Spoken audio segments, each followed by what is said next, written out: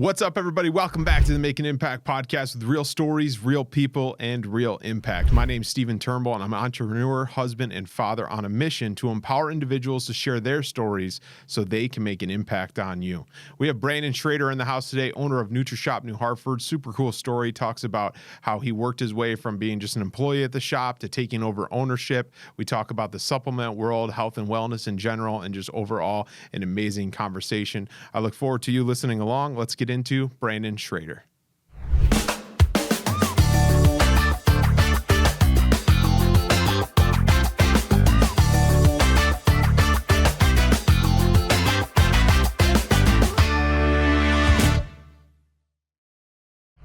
All right, what's up, everybody? Welcome back to the Make an Impact podcast. We got Brandon Schrader in the house, owner of NUTRISHOP New Hartford. How are you, sir?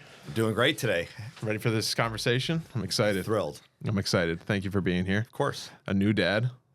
Busy. Brand new dad. We're 11 weeks in already. 11 weeks in. How's it been?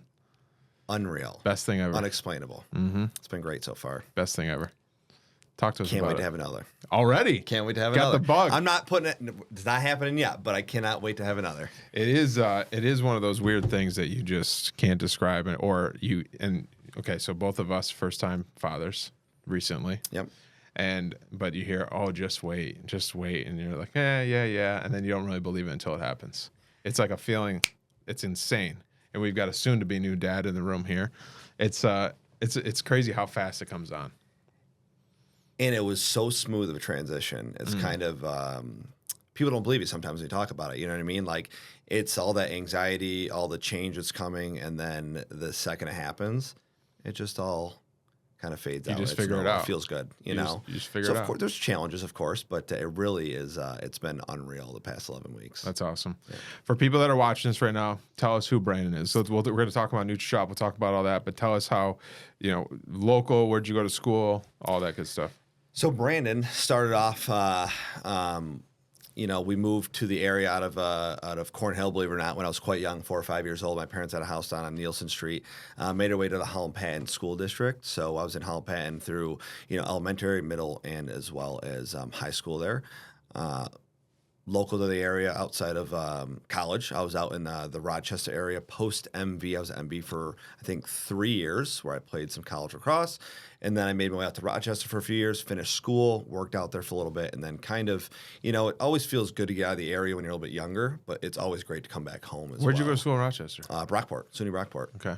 You play lacrosse out there? So I was going to play lacrosse out there, and then I ended up having I tore an ACL, and that kind of just really didn't want to put the effort into that anymore. I kind of wanted to work, go to school, get my education, then figure out what I was going to do from there. Mm-hmm. And my education in Brockport was phys ed. So I never ended up finishing a degree in phys ed, but I ended up taking a degree in kinesiology, which is a study of human movement. So I did some a lot of obviously education related classes, but then mostly, kinetics, or somebody like athletic, what do you want to call it? Athletic trainer type classes, to kind of finish a few credits up to just get out of there because I wasn't having the best time out there my last semester. So I wanted to kind of tidy up my credits to where I could get a degree and then potentially come back to the area and maybe finish out a degree at Utica for my master's or something like that. Mm-hmm. And it just ended up falling into my lap where I ended up going to NutriShop, working as a manager of the nutrition store. And then here we are. So tell us about the pivot in the degree. So originally when I was at MV, when I was living local at home, I was going for just gen ed with a concentration in sports medicine. So it's a very broad degree, gen ed, and then also sports med. You usually got to go on to, your master's or doctorate to really get into anything kind of viable career-wise. Yep. So once I got my act together at MV, got my grades up to where I could transfer to SUNY Brockport, I ended up going in as a phys ed major. And then it's a very challenging path in college, right? So some of those classes are quite involved, and then they're really heavy on the what I call observational hours and student teaching. And there was a lot of new changes coming into the field. EdTPA was a new testing standard for any education major, whether you're in phys ed or whether you're going to be an English teacher or math teacher, and they didn't even know how to convey those new standards to us students. So they're really tough on the testing standards. So a lot of people kind of pivoted to new degrees because they weren't comfortable with the new changes, right? So, and I didn't leave because of that, but I had an issue with a professor, believe it or not, that really kind of turned off my whole experience for the education major at the time. And I think I was thinking a little bit emotionally at the time because I was so close to graduating. I already had my student teaching orders. I was going to come back to Poland. I was going to teach in Poland for like a semester and then be able to go on to my master's for my education degree. And it was such an off-putting experience. I kind of just said, you know what? I got to get out of here. I want to refocus. So I got my degree in kinesiology, which I already had most of the credits for anyways. I took like one summer class just to kind of finish up a few credit hours, and it was a fitness class anyway, so I got to work out with the football team, so it was great. And I did that. I came back and I worked in restaurants almost my whole life, on and off in the college years. So I went back and worked at the restaurant for a few years while I was kind of trying to figure out if I wanted to go to Utica for OT or a PT major. And those wait lists at the time were like a 1 to 2 year wait list to get into the programs. So I was like, I got to do something here. So, and the restaurants kind of were fading out as I was getting a little bit older. I wanted to kind of get into a more structured career path. And then good friends of mine from the gym, Mohawk Valley Wellness, which I've been a member at for a long time now, Scott and Lauren Geisinger. I don't know if you're familiar with them or not. You probably started quite a bit after they left. Yeah. But they bought the store as kind of like a little side gig for themselves. And they asked me to run the store. So I kind of went from, sports medicine to physical education to kinesiology, restaurants, and now a nutrition store as an entrepreneur, you know? It's cool how all those blocks, though, kind of led to where you are today and makes complete sense. Mike, you're going to have to kick me if I go over 5 minutes on this because I'm about to go down a hole. Talk to me about being in college, and you don't have to get into the details, but not having a good experience with school, and then the outlook of like the big bad world. And if I don't do this, being successful in the big bad working world. And we're sitting in, if it wasn't for Mike Taft here, shout out Mrs. Cook. I doubt you watch this, but if you do watch this, the only reason I got through 8th grade social studies is this guy right here. I made sure I sat next to him in the test. And my point in sharing the story is I hated school. And it was not for lack of, well, I was going to say it was for lack of trying. It was for lack of trying, but I just didn't. That was my environment, right? But then I went to MV, I went to Fisher, 2 years of Fisher, and I remember in the Fisher business classes, it was like, this is the way you have to do this in the big bad working world. This is the way. And now I look back at it, almost 10 years removed from college, and it's like, yeah, there was a ton I learned. Don't get me wrong. I think school's great. I think there's great experiences, but I look back at some of the things of this is the professional world that you must do to hit this milestone. It's all a bunch of BS. I can't agree with you more. Talk to me about your experience through that. So going back to the school thing, whether it was not so much elementary and middle school, but high school, it was never, and this isn't like a bragging thing, but it was never like super challenging to me. I was very fortunate, and I put in enough work to where I was part of the National Honor Society. I graduated with, I don't even remember what the degree is. It's probably changed since then, but it's like if you took X amount of the state tests. So you were like the Mike Taft of Holland. Yeah, right.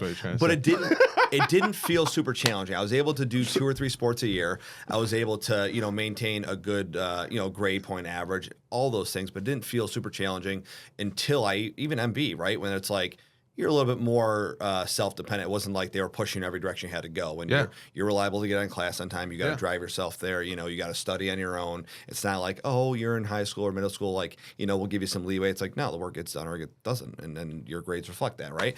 So, the college, that was where my kind of mindset changed with the college atmosphere. I love the experience I had. I don't regret any of it at all, but I probably could be doing a lot of what I'm doing right now without any of that. Now some of it, don't get me wrong, all the science background I have when it comes into what I currently do now, what I want to do in the future for just the health and wellness industry I've been in for over a decade now between the gym and the store, it really helped me kind of be ahead of the game just a little bit there. But now, like you said, that kind of this is the way it's got to be. This is the professional world you're entering. I didn't love that idea. And that was like the whole school structure. The state dictates what you're allowed to do in terms of your education approach, right? So I didn't love that. And then with all these new changes that they were trying to implement, into the phys ed world that, in my opinion, didn't belong there, like making the kids write X amount of essays and this and that. It's like that's what other classes are for, your English classes, right? Maybe we should focus on the phys ed portion of phys ed. So that was kind of the start of like, maybe this isn't the route I'm going to go. And honestly, going to Brockport, I didn't even know if that's what I wanted to do. always from an early on age, especially because I started working in the restaurants when I was like 14 washing dishes. What I liked about the restaurants is you kind of had the creative freedom to, approach however you wanted to. And then you kind of, you graduate from the dish room and you get into the kitchen, you got even more creative freedom. And then, you manage the place. And as long as the place was doing what it needed to do, was profitable, whatever, good customer service, good food product, like my boss gave me quite a bit of leeway. So it allowed me to have more of that creative freedom and allowed me to approach a situation however I wanted to, right? Trial and error, so learn what works and what doesn't work. And thinking about having to go back to school to have somebody be able to tell me exactly how things are going to go, and love that. So when I left the restaurants and got into the store, NutriShop there, and again, I was kind of trusted with the new ownership to kind of grow the business. That was like a new change, right? Like, oh, now Brandon has to be in charge of, make sure growth revenue, all these new things that I wasn't familiar with, that I was learning new at the same time, was awesome, right? And that was kind of where I got the bug to where this is probably something I want to do. I want to work for myself eventually. And there was kind of a mutual agreement in the beginning of me working in NutriShop that eventually there would be a buyout process. Like, you'll learn the business, you'll grow the business, and eventually we won't be involved anymore. It'll be Brandon's business. So that's kind of how we got there, which is awesome. And you said trial and error. I want to just make something clear because I went off on a tangent there a little bit, as I normally did. Did you like that? The Mike Tafel patent. That was good. That was good. I think that's the key too. Like me, I always had, I was going to school. I was going to go away. I was at MV. I did well at MV. I was going to go away to get that experience, all that. But I always knew I was coming home to the family business, right? That was always the plan.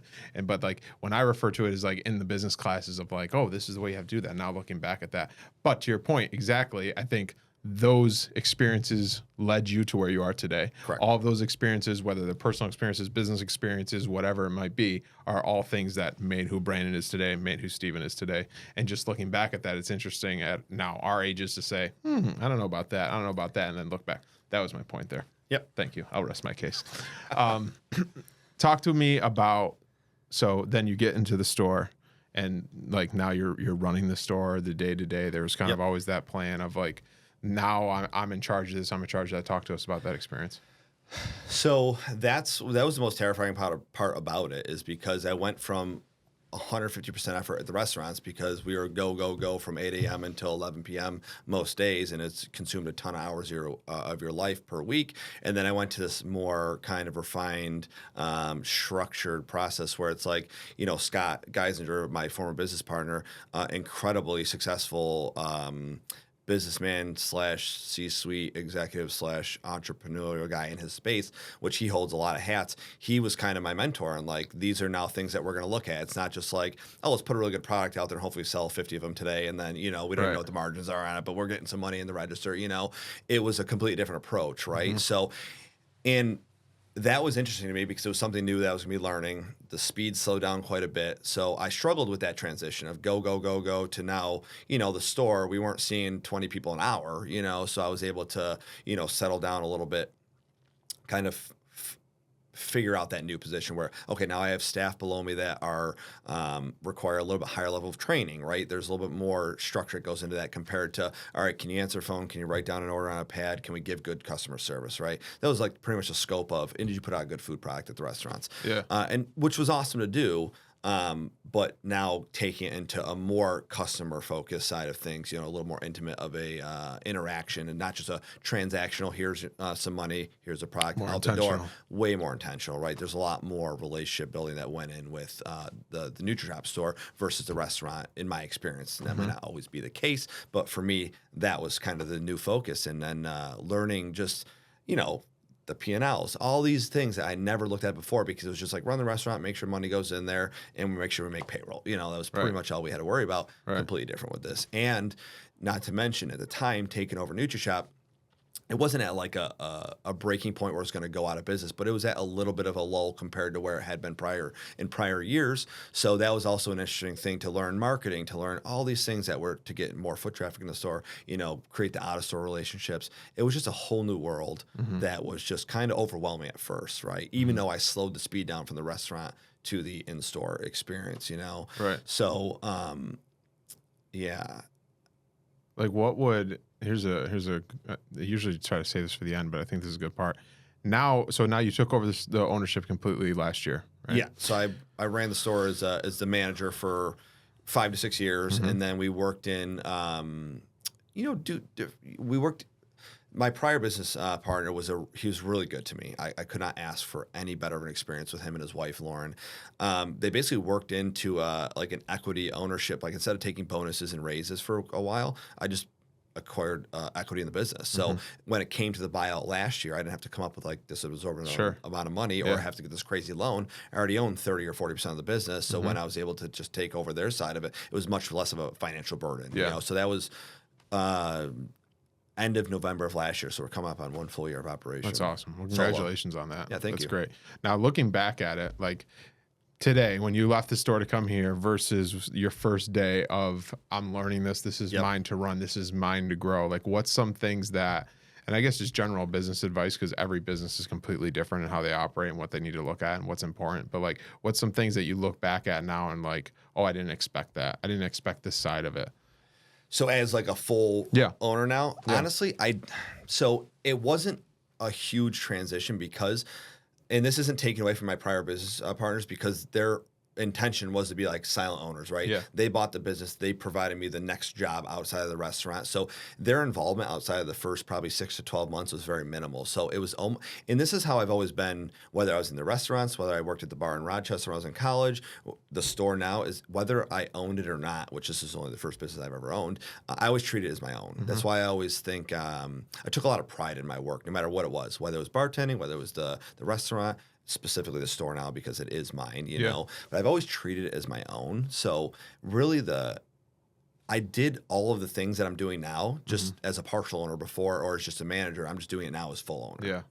Now, if that makes sense. Makes complete sense. And I want to pivot that into how you embed that into your staff, because there's plenty of times I've gone in and it's not you there and it's the same great experience of I'm looking for this or I want to try this, and the same great experience that Brandon gives. Before I let you answer that question, one thing I listened to a pod, I think it was Hermosi or something. And like we have a small team of 3, right? But we're still building and all those things. And we talked about you're the CEO of your desk. Like you may not be the owner of the agency, but you are the CEO of what you do. If your role is service, you are the CEO of that everyday operation in that section of it. Talk to us about how you've embedded that into your staff.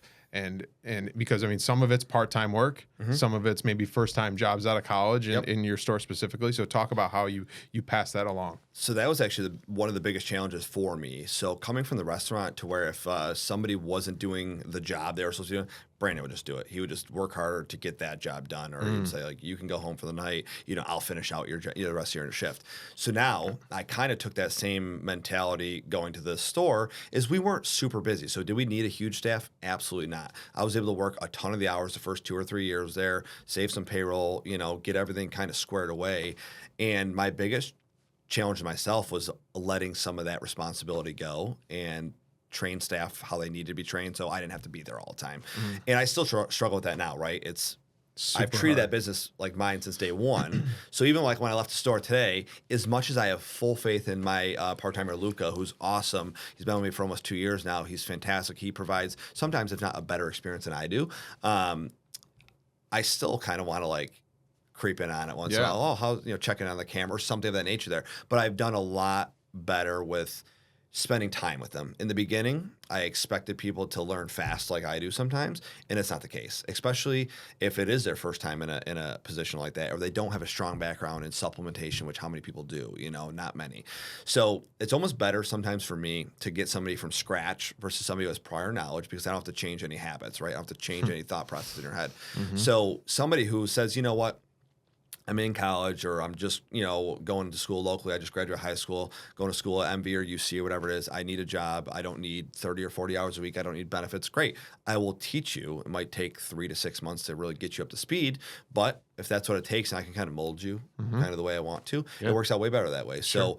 So that was the biggest struggle, was letting go of some of the responsibility myself and allowing my staff to do that, so I didn't have to pay them to be there while I'm there anyways dealing with the customers, because that's not the goal, right? So eventually down the road, as much as I love being there, I don't want to have to be there every hour of the day. Right. You know what I mean? Right. So when I train employees now, and I've really focused on this more so the past 1 to 2 years as I've been an owner, a solo, as well as a partial owner, is that I really dedicate just the time with my staff. So whether that's spending, whether Brandon wants to leave the store at 3 or 4 o'clock, guess what? He might stay an extra hour, make sure that these are the things that we're going. We have checklists, we have policies and procedures that, it's scripted. So if I ever, something happens to me, God forbid, Lucas can walk through the door, and even if he's never done it before, it's documented, right? So I didn't have all that, but with the baby that came recently, I said, you know what, just in case, luckily everything went healthy, happy. Yeah.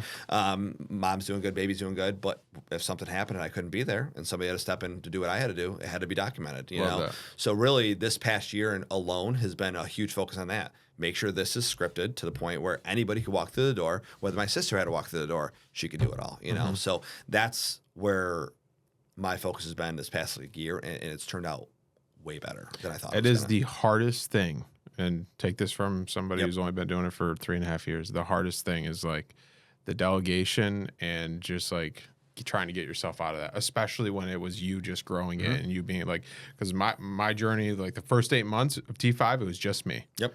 And then, all right, brought in like an assistant back-end person. Okay, this is great, but it's just faster for me to do it, right? Versus, and then documenting that so that you can scale. I mean, that's gold right there. Let's jump into all things NutriShop. Yeah. Somebody's watching this right now. They have no idea what you guys do, what you offer. Tell us about it. So years ago, I would describe it as not your typical pills and powder store, right? Everybody thinks about a supplement store. They think about Vitamin Shop. They think about GNC. Maybe their local biggest box store chain that might be in your area. So we are not technically it's a franchise, but there's only probably 170, 150 stores, something like that in the country. Most on the West Coast. We're the only one in New York State. Next closest is Massachusetts. Yeah. So it's a huge West Coast and Southern kind of belt thing. Originated headquarters out of Northern California. What's really nice about it is it's small. So I talk with the CEO, the CFO, the CEO or COO all the time, right? So it's not like they took your franchise fee one time and then you're just kind of another store generating revenue for them. It's not your typical franchise where they get royalties, access to your computers. Basically, they're just there to support you as a store because the more I buy from them, right, the more money they make from us, the more money I make. All those good things. It keeps everybody going. So NutriShop, again, used to be the Pills and Power store.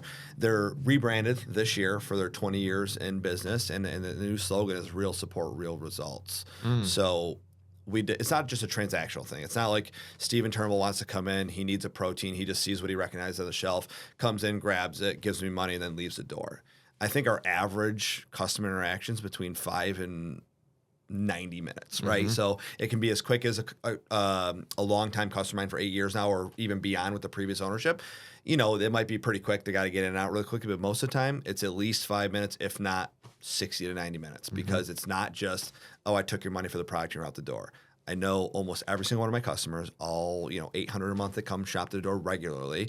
I know what their kids do for sports. I know what schools they go to. I know their jobs. So the conversation always starts with, what's going on? How's the family?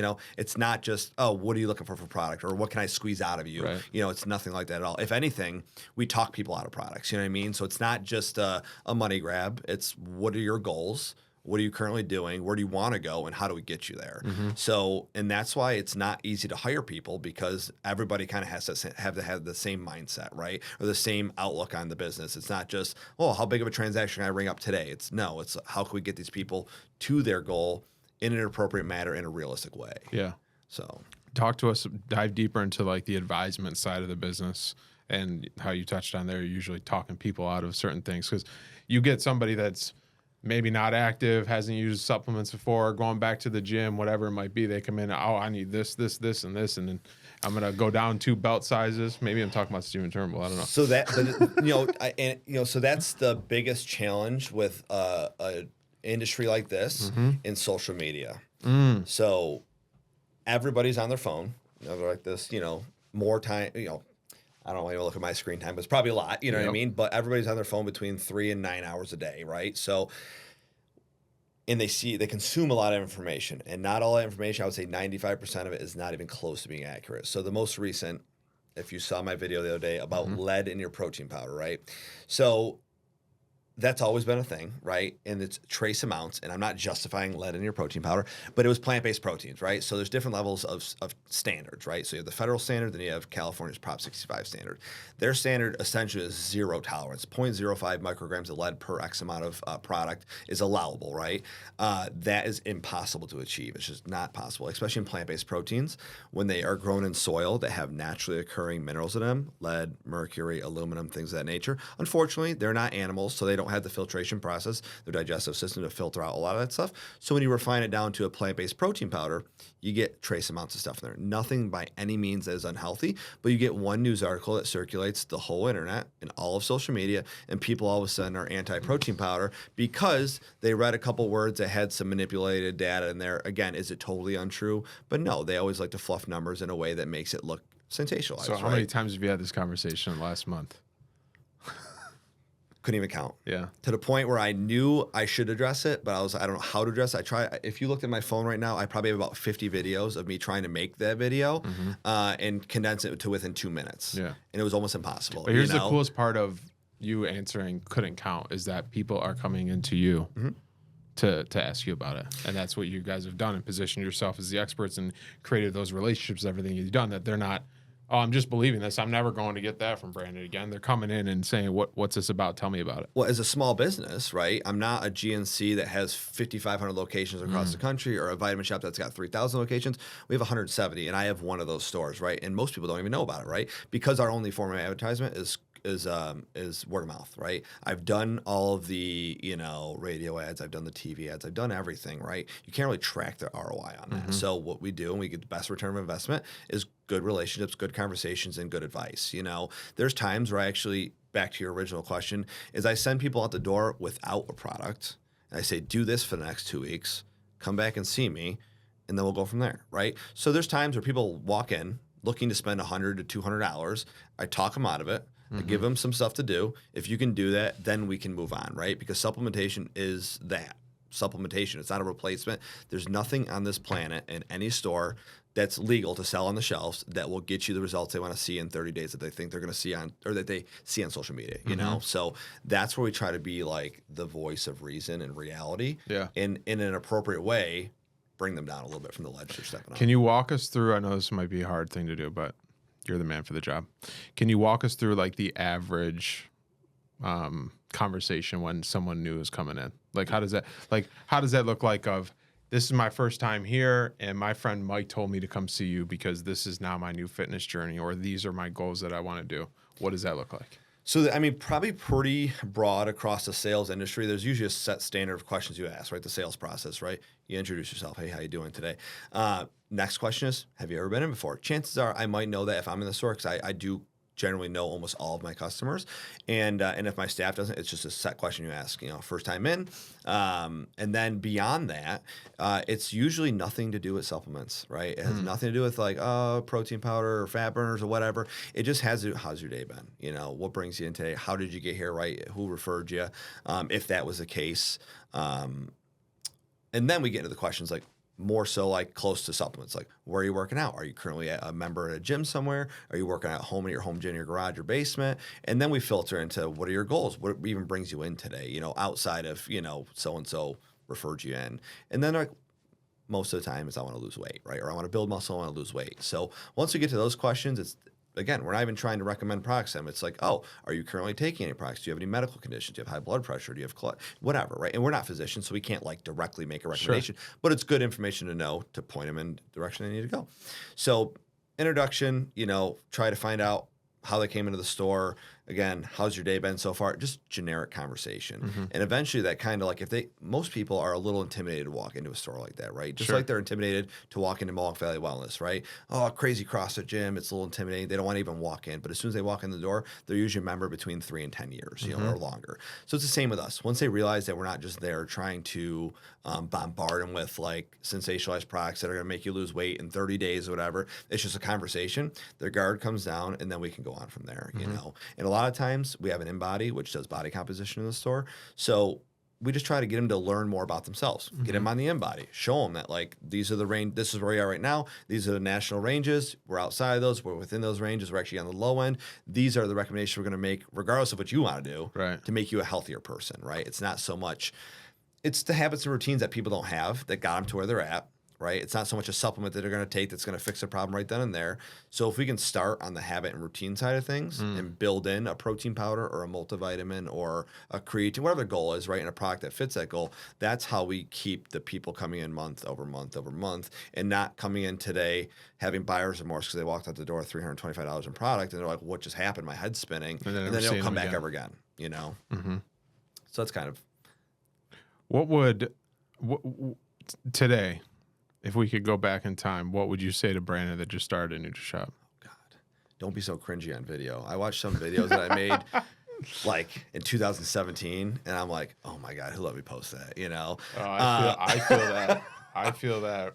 Like I got a good story about that, and then we'll get back to the question. To be honest, the serious question though, or the serious answer to that question is, there was a period of time where I didn't know what the end goal of the store was. At some point, my former business partners were potentially moving out of state. You know, I didn't know if that was something I really wanted to do. This is probably a couple years in now, so 6 years ago.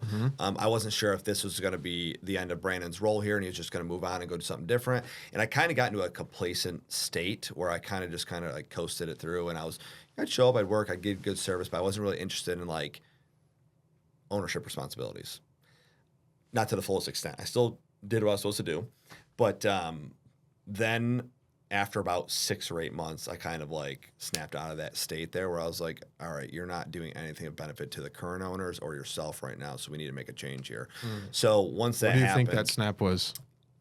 I was terrified to have to go find another job. That was just to have money to live, right? So I'm like, I have a good thing going right here. I know that from the first conversation that Scott and I and Lauren and I had that eventually this store would be yours if you did X, Y, and Z. I'm like, why are you giving that up? Like, I don't want to go work for somebody else. You know, they were so good to me. They expected things of me, right? Sure. And if the store wasn't going in the right direction, I probably wouldn't have been there as long as I have been now. So when I realized that, like, you're going to have to start all over again, you know, at this point, I think I was starting to date Courtney, right? My current wife. And I was like, oh, what am I supposed to do now? Like, we're early enough in this relationship where if I'm just a bum without a job, like, it's not going to look super good for us, you know, or her wanting to be with me. So I really had to kind of get my act together and say, like, this is now what you're going to commit to, or we really have to come up with a plan B. So that's where I was like, you know what? I want to work for myself. This is the opportunity to do that. And within a few years, you know, I was part owner. And then last year, I'm the owner, which is awesome. There's power in sticking your head up out of the sand every once in a while. Yeah. I'm trying to see how many ways I want to take this, but you just kind of hit something there of like high performers like we all are in this room, business owners, whatever it might be, that know what we want, whatever those goals are for ourselves, are also our biggest critics. Totally. Right? And it can go from to your point, and correct me if I'm wrong, but what you're saying is I wasn't really realizing how good I had it at the time and how good my runway was if I started to put some more effort in and started to do this, and this, versus the other side of the coin too of like, oh, this is how far I've come, and not appreciating that. And it's hard to see that, like, especially like when you're in it every day, right? I mean, you know, you've been doing this for 3.5 years now for T5 Insurance, right? You don't realize it until you're able to be far enough away from it where you can reflect back on it and see, like, really. It's so much easier to say, but I wanted to be at this point next month versus where I wanted to be today is where I wanted to be 2 years ago, or where I am today is where I wanted to be 2 years ago. And be grateful for where you're at because you prayed for that, you know, 2 years ago, 3 years ago, 5 years ago. So now you're there. Don't be ungrateful, right? Yeah. Keep moving forward. That's so good. What is, we got to wrap this up for time here, but what is like some of the biggest myths out there that you solve every single day? And I think there's we hit one side of the coin with the social media today of like these stories, but talk to us a little bit about like the myth side of, I'm sure you see people coming in that are already the experts. Oh, all the time. And you know, I used to almost get mad about it, you know, when people would come in, but again, they don't know any better, right? Because they are consumed in the social media. Or again, I live, for the most part, the health and wellness space every day. You live the insurance space every day. So when people say things to you in the insurance world, right, and you kind of like think to yourself, should I say something or should I just like give them a fluffed up answer so I don't offend anybody? Yeah. Or do I am not abrasive, right? So that's like every day, unfortunately. But I love it because it gets me to think, it gets me to react in an appropriate manner and not just kind of like lash out in an emotional state because it's so silly to me that I'm like, how could you even think like that? But unfortunately, not everybody is in my position every day to know that that's just outlandish, Yeah. to think that way. So one of the biggest myths is like, right, weight training in general is just going to make you big and bulky and a bodybuilder. Everybody walks to the door. They want to lose weight, body fat. They want to build muscle mass, but they're afraid to touch a weight and resistance train, right? But they don't understand the long-term benefits of weight training, right? Nobody is going to be like a bodybuilder and eat 5,000 to 8,000, 9,000 calories a day, work out 6 to 8 hours a day, and live that life for years and years and years to become this giant Ronnie Coleman, right? If anybody knows, right? Mm-hmm. Ronnie Coleman, yeah, buddy. So specifically on the women's side of things, right? They think that cardio, again, I'm not speaking for everybody because honestly, the wellness or the fitness space has come a long way in terms of debunking some of these myths and people knowing it as kind of common knowledge now. But again, like for a long time, most women would not do anything other than cardio. They would do treadmill, elliptical, whatever, the stair stepper, and they're afraid to touch a weight and they want to tone up. Well, toning is just building muscle mass, right? Is all it is, right? You can do cardio all you want, but it's not a good environment for muscle building. So to tone and tighten, which is, all the terms you hear, can only be achieved through building muscle, right? So most people are going to the gym between 30 and 60 minutes a day. They're not going to be able to build the amount of muscle mass that Ronnie Coleman or whatever, or Dana and Bailey's got out there through your average hobbyist Right. weightlifting, right? So that's a huge, huge thing out there where if I lift weights, I'm going to get big and bulky. I don't want to look like a man. Yeah. That's not going to happen. Right. It's good for you long-term health. Right. I think on the business owner side of it, it comes down to like, we're both in sales, right? Yep. Selling different things. And I'm thinking of the Jasmine in my office who started a year and a month ago. Like her 8 to 9 month mark where she started like really understanding what we were doing and really getting going and all this, she would start to say some things like, oh, how does this person have this question or what? And it's like, it goes down to just we're helping people, right? So if someone calls up and asks a question, I'm like, I've been doing this for 10 years. How could you ever ask a question like that? But these people, like, and the people that walk through your store, the people that call us for insurance, like, they don't know what they don't know. We're the expert, and we're the ones that do this. And you have to take that step back to be able to just help people and educate them. And that's why in our slogan, right? Understand, educate, protect. We take the time to show you what you need so that hopefully, if something, or not, unfortunately, something happens, it's there, right? Same with you. You're educating them on what they actually need. It just comes down to helping people. That's it. Because the information I have, you could easily go on ChatGPT, Grok, you go on Google, right? It's there, but not everybody thinks like that, right? Yeah. So a lot of stuff I've learned wasn't through my college courses. It wasn't. It was just the real world experience and being in the industry long enough to where, like, if you don't keep up with that knowledge, where are you going? You're going backwards. You're going to get left in the dust. So, but again, like to me, to you, same thing with the insurance stuff. Like you just said, 10 years you've been doing this now. Like it just comes second nature. Same thing for me in the store. But again, if those people are willing to make that effort to go find it somewhere else, they wouldn't be coming into me. 100%. So, Yeah. and so you have to take advantage of those situations to create a good relationship, which creates a great customer. Yeah. Well, we got to wrap it up for time or else Mike's going to be throwing something course. at me over here. But where can we go watch those cringy videos? God, the ones that you're probably going to find that were the cringiest would be on Facebook. Just type in NUTRISHOP New Hartford into the search bar, and if you just scroll back long enough in the videos of 2017, you'll find them. So they're not cringy anymore is what you're saying? That's basically, it's basically what he just said. They'll be cringy to me in another 7 or 8 years. Yeah, You know what I mean? right. I'll look back and I'm like, what is this guy It'll talking just be a about? big wheel. Just better video quality now, that's all. Where, real quick, social medias, where can they find you, your location, all of that? All social medias are just NUTRISHOP New Hartford, whether you do Facebook, whether you do Instagram, type in NUTRISHOP New Hartford. You'll find our pages. If you want to come down to the store, it's 4664 Commercial Drive, New Hartford, New York, right next to LAFA. Great neighbor to have, healthy Mediterranean, fast casual food. I eat there more often than I'm going to admit on this podcast. But again, great quality food, calorie friendly if you want it to be. If you don't want it to be, load it right up. You can have a great bowl, But yeah, so right next to the Men's Warehouse Plaza, next to LAFA. We've been there for 8 years now. We'll be there for at least another 6. Love it. Thanks for your time. Appreciate it. I appreciate you coming in. Everybody, that's another episode of the Make an Impact podcast. Make sure to go down, check out Brandon and his crew down there. They do some great stuff. Help me a lot. Greatly appreciate it. Until next time, go out there, lead with purpose, and make an impact in someone's life today, even if that's your own. My name's Stephen Turnbull. We'll see you next week. Take care.